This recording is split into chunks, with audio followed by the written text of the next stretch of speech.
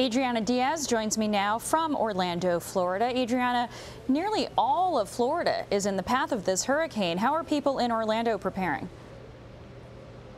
Stephanie, people here are preparing for the worst. The memories of Hurricane Harvey are so fresh. When we got here a few days ago, well in advance, people were going to Walmart, Target, clearing all of the water they possibly could. The Walmart that we first visited had to actually ration the water because so many people were trying to hoard it. People buying bread in bulk, flashlights, really preparing for a catastrophe, even though at the time, a few days ago, the hurricane wasn't even supposed to come through here in terms of the eye of the storm. That has changed. Yesterday, the path of the storm shifted a bit. We now believe it's going to come right through this area or very near this area. So people have become even more serious about how they're preparing.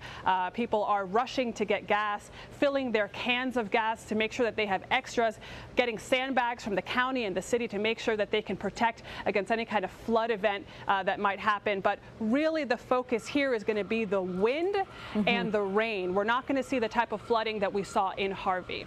And are residents and emergency workers bracing for Harvey-like destruction? We know these are pretty different storms. They are different storms. We think that the types of floods that we saw in Harvey, we won't get here in the Orlando area, but really all bets are off. Everyone is preparing for this like it might be the worst hurricane to hit this area. People are really hunkering down. Folks were moving from South Florida to Orlando when we thought it was really going to be a bad event in South Florida. Now we believe it's going to be a bad event even in this area, so folks are moving even further north. The highways that traverse Florida are packed with cars moving north. The other direction, of course, very few cars. And even in terms of accommodations, hotels in the Orlando area were all booked solid for most of the week. Now we're starting to see some openings, perhaps people checking out of their hotels here in Orlando, trying to go further north to safety. Yeah, I was going to ask you about that because Orlando, obviously a big draw for tourists, known for its theme parks. Disney World is there. How are places like that responding to the storm?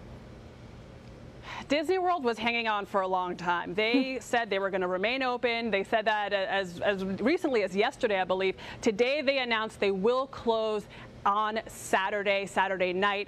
For the most part, they will be completely closed Sunday and Monday, but their hotels will remain open. So they still will be providing refuge for people who booked rooms at their hotels. You know, people fly in from all over the world. I corresponded with someone who was coming from London to go to Disney World here. That won't be happening, but as long as people are safe, that's really what the focus is for Disney. All right, you've also, Adriana, been talking to us, understand rescue teams and Red Cross volunteers, and it's always hard to forget that they are also part of this storm. They are personally affected by the storm. How are they all coping?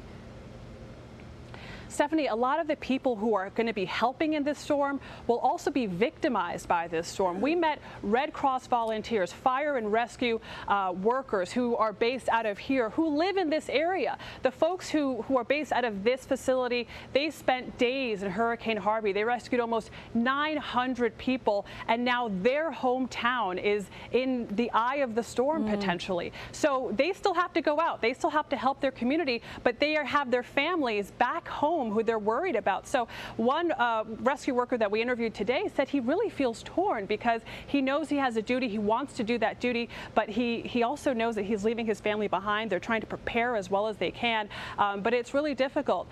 We met some Red Cross volunteers who came from across the country to help here because the need will be so strong, but there's also a strong contingent from the Florida area. So people who are boarding up their own houses and coming to volunteer, just bringing a duffel bag to help others, even though they themselves will probably need help in the long run. So it's really an inspiring situation, as awful as it is with the destruction that's expected with this hurricane. Adriana Diaz. Thank you, Adriana. Thanks, Stephanie.